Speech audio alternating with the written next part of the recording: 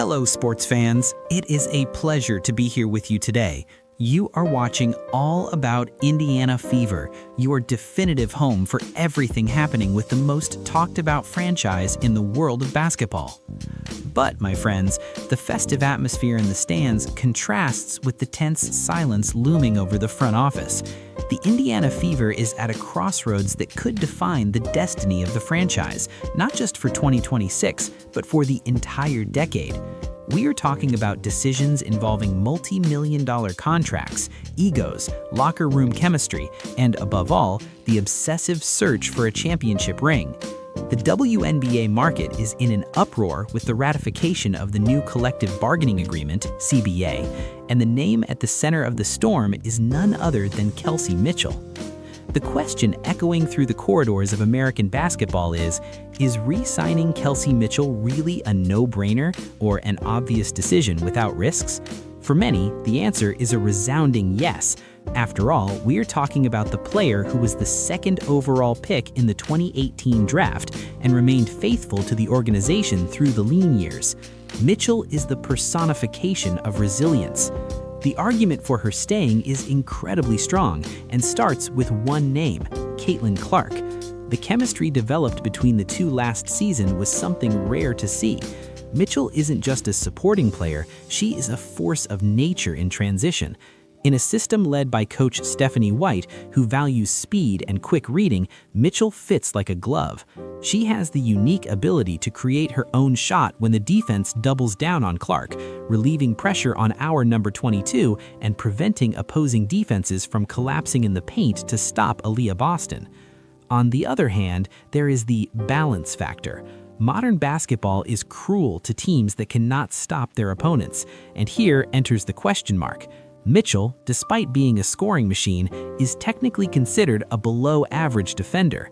When you put Caitlin Clark, who is still evolving defensively in the league, and Kelsey Mitchell in the same quintet, you create an offensively brilliant but defensively vulnerable perimeter. Can the Fever afford to win games only via shootouts, trying to outscore the opponent without being able to stop them?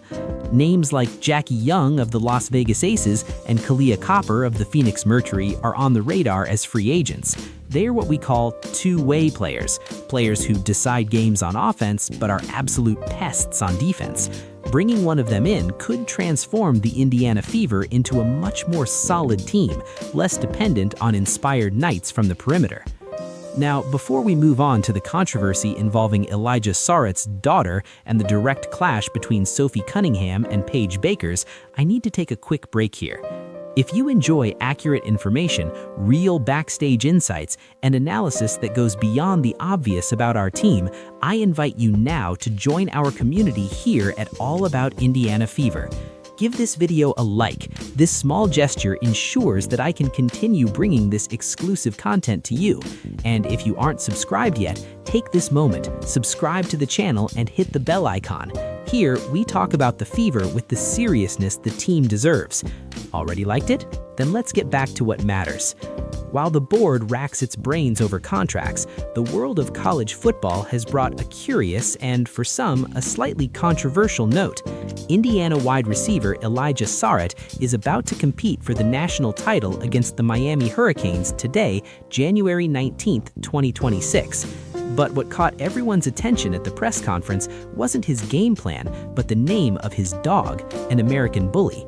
Sarrett revealed that the dog's name is CC, a direct tribute to Caitlin Clark.